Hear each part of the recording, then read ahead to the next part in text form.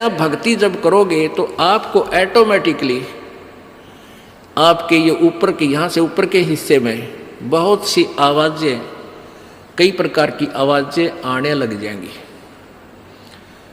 इसमें जो हमें आवाज़ सुनती हैं ये प्राथमिक भक्ति की लक्षण है, अंतिम नहीं है। हाँ, ये भी सुननी चाहिए, सुनेंगी, आपको अवश्य सुनेंगी, ना चाहते हुए भी सुनेंगी। और कभी सुनना चाहो तो कभी 2, 4, 10 मिनट, कभी कभी डेली नहीं, कभी ऐसे कान बंद करके एकांत स्थान पर सुन लेना, आपको सारा साजबाज अंदर बाजता दिखेगा, जिसकी भक्ति इस लक्षण हो गए। कुछ एक को वैसे भी सुनती है जिनके पूर्व जन्म की भक्तियां होती हैं और फिर धीरे धीरे उनकी बंद हो जाती हैं, आगे कुछ नहीं सुनती, चाहे वो किसी का नाम जाप ले रखा है।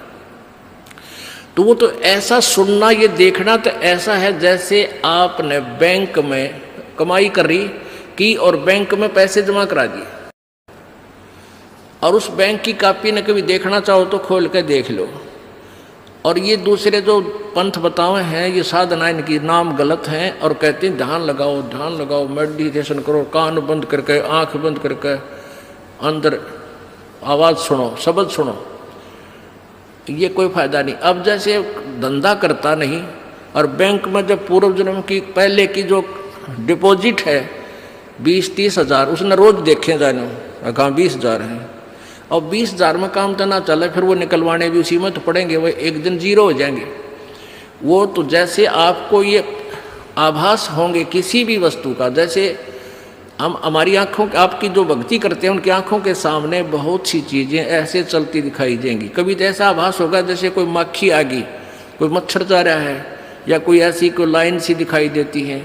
तो ये आपकी भक्ति की कमाई है, प्रतिफल आपको दिख रहा है। और कई एकादा क्या करे हमारे भक्त, एक बहन भगत भाई आया ने बोला जी मैंने तो आँख दिखा ली, मेरी तो आँखों में डिफेक्ट हो गया। वहाँ क्या हो गया कि आगे मेरा काला काला दिखे जा, नो देखूँ जब भी दिखा, मन तक कई बार डर भी लग जाता है। और डॉक्टर का इसका ऑपरेशन करेंगे, रमा भले आदमी क्यों आँख पड़वावे, ये तेरी भक्ति की कमाई दिखाई दे रही है, तेरी जो बैंक में जमा कराए हैं वो कॉपी में दिखे तेरे को। ये तो भगवान आत्मा ने दिखेंगे बेटा, जिनकी कमाई शुरुआत हो चुकी है। जेता अंजन आंजी ये चश्मों में दिखंत न बोला सचमुच में, कहा सचमुच है, फिर खुश हो गया, तेरा गजब भैया। तो ये जो सामने दिखाई देते, घबराना नहीं। बहुत से भ्रमित हो जाते हैं क्योंकि बार बार ये दास नहीं बता पाता आपको। तो प्रत्येक सत्संग में आओगे तो कभी ना कभी हर पहलू पर विचार विमर्श दिया जाता है। तो घबराना नहीं है। ये आपकी आंखों के सामने कोई वस्तु दिखाई देगी, वो आप ही बताओगे, दास बताओगा तो तुम झूठ भी बोल दोगे। तो वो आपकी जितनी कमाई है वो अपने आप बढ़ती जा रही है, उसका लेवल बता रहा है। तो ऐसे अंदर आवाजें आएंगी, कई प्रकार की आएंगी, और उनमें से एक न्यारी आवाज आएगी, एक मुरली की आवाज आएगी। और वो मुरली, वो आवाज जो है, जो इसमें पिंड में जो आएगी वो यहीं तक की है, ये महास्वर्ग तक की है। और जो वास्तविक धुन, वास्तविक जो आवाज है वो इस अंड और पिंड से पार है, वो सतलोक में है। वो वहाँ जाकर आपको वो बात बाहर सुनाई देगी। यानी इस शरीर से एक जब आत्मा भक्ति से परिपूर्ण हो जाती है तो इस शरीर से बाहर भी हो जाती है। तो उसको सुनने के लिए ऐसी स्थिति आ जाएगी अपने आप, जैसे आपका शरीर यहाँ बाहर खड़े हो गए, और फिर वो आवाज़ आपको उस सूक्ष्म शरीर के माध्यम से सीधा कनेक्शन उस सतलोक से हो जाता है। वो परले पार वाली मुरली आवाज़, वो धुन, वो झनकार अलग से सुनाई देती है। फिर सेकंड के बाद आप उसी शरीर में होते, आपको पता भी नहीं कि मैं बाहर गया या अंदर ही था। वो बहुत बाद में जाके बहुत लेटेस्ट स्टेज पे ऐसा होगा। पर ऐसा हो या ना हो, आप जैसे दास बताओ, ये खुराक खाते रहो, रोग कटेगा, ये साधना करते रहो। तो क्या बताया है, जाप अजप्पा जप के अपना दहेज बना लिए, और ये अनहद बाजा बाजन लागे फिर खुशी मना लिए। फिर मान लिए खान तेरी भक्ति चल पड़ी, निकट लागली बात आगे लेने, यानी बरात आगी। आवे बिरहा कबीर लेने खुश होकर चालिए, और प्रेम की बारिश होने लागे फिर मलमल ढालिए। जैसे आपने कल सुना था, बिना प्रेम पावे नहीं चे करोड़ समाधि ला। होय होय। जैसे सूरज के आगे बदरा ऐसे कर्म छयारे, प्रेम की पवन करे चित मंजन झलके तेज नयारे। प्रेम की पवन, परमात्मा के प्रति इतना प्यार उमड़ उमड़ का अब आपके हृदय में रह के जरा सी बात मालिक की चले आंखें भरे आऊँ आपकी, कुछ दिन में ऐसी स्थिति आ जाएगी।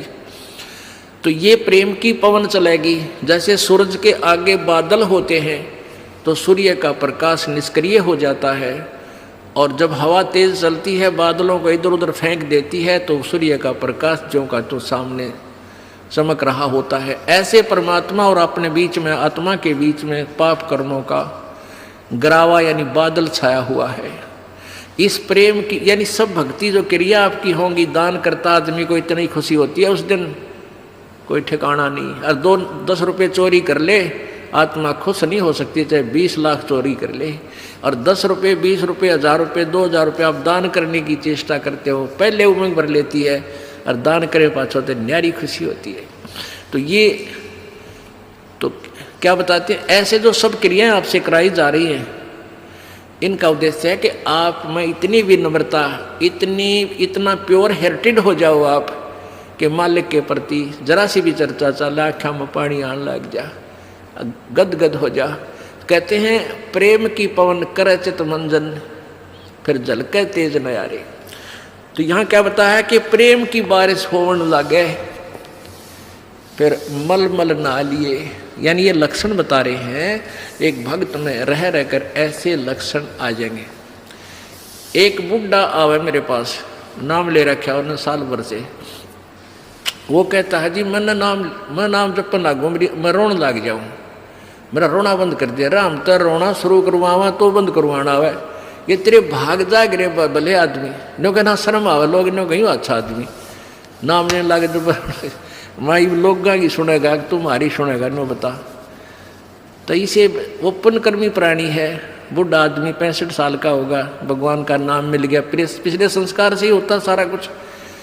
और ईब का नाम लेने लग गया, मैं तो रोने लग जाऊँ। अरे तेरा जी भी भगवान ये सब ने देसा रोना हमारे भगता ने, आँखें में पानी आवे, मालिक की चर्चा हो, ना द्वेष हो, ना राग उठे, ना कोई चोरी करने जी करे, ना कोई जारी करने जी करे, ना बुराई मन में आवे, ये ऐसा जो धुन लग जा।